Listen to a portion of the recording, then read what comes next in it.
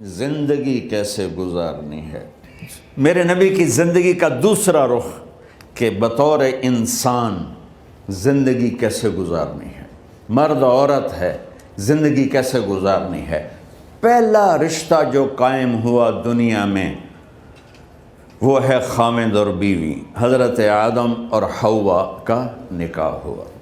اللہ تعالیٰ نے عورت کو کمزور بنایا تو پہلے دن سے اس کو عزت اور احترام دیا تاکہ ساری زندگی اس کمزوری سے ناجائز فائدہ نہ اٹھایا جائے بلکہ اس کو عزت دی جائے۔ کہ آدم علیہ السلام کے لیے مٹی اکٹھی کی، پانی ڈالا، گوندھا اور ایک اسٹیچو بنایا اور ڈال دیا۔ جب وہ خشک ہوا اس میں روح ڈالی اور پھر وہ ننگے بدن تھے، پھر ان کو جنت کے کپڑے پہنائے اور جنت میں ڈال دیا۔ اس کائنات کا حسن بھی عورت سے ہے اور جنت کا حسن بھی عورت سے ہے۔ حضرت آدم علیہ السلام جنت میں، لیکن بابے جی دا دل ہی نہیں لگتا، کلے کلے ہی ٹورے پھر دیں۔ اب اللہ نے عورت کو بنانے کا ارادہ کیا تو اللہ ایک ڈھیر مٹی کا اکٹھا کر کے عورت کے لیے بھی بنا دیتا اور اس کا اسٹیچو بنا دیتا اور اس کو خشک ہونے دیتا، پھر اس میں روح ڈالتا، پھر اس کو کپڑے پہناتا۔ آپ حیران ہوں گے، سبحان اللہ، اللہ نے ایسا نہیں کیا۔ آدم علیہ السلام سوئے، آنکھ کھلی تو دیکھا ایک خوبصورت حسین عورت۔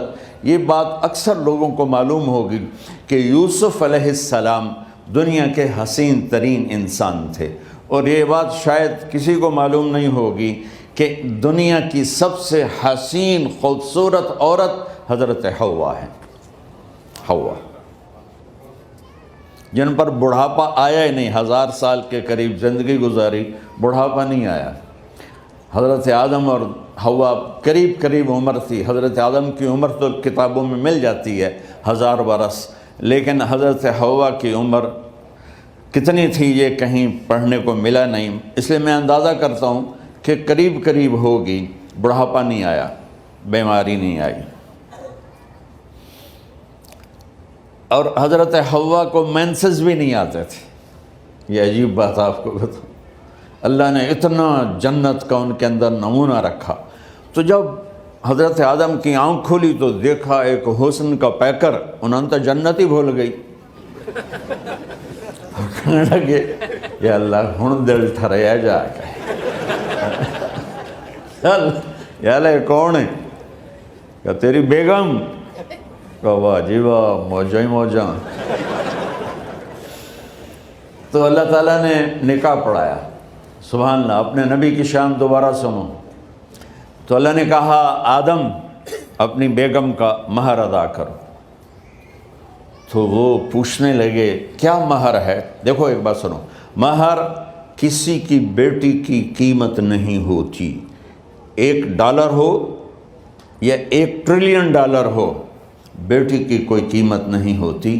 یہ ایک نشان ہے کہ اس بچی پر اب یہ جو خامد ہے وہ موت تک خرچہ اس کے ذمہ ہے، بیوی کے ذمہ خرچہ نہیں ہے۔ خامد کما کے لائے گا اور اپنی بیگم کو کھلائے گا، اور بیوی گھر کی ذمہ داری نبھائے گی۔ تو خیر وہ الگ بات چلی جائے گی۔ اللہ تعالیٰ نے کہا کہ مہر ادا کرو۔ کہا جی کیا مہر ہے؟ تو میرے اللہ نے کہا تیری نسل میں میرا آخری نبی آئے گا، اس پہ ایک دفعہ درود پڑھ دے، یہ مہر ہے۔ اچھا، شروع دن سے ہے کہ میں نے قبول کیا۔ قبول کیا کا مطلب ہے کہ میں اس لڑکی کو قبول کر رہا ہوں، اس کی کمیوں کے ساتھ بھی خوبیوں کے ساتھ بھی۔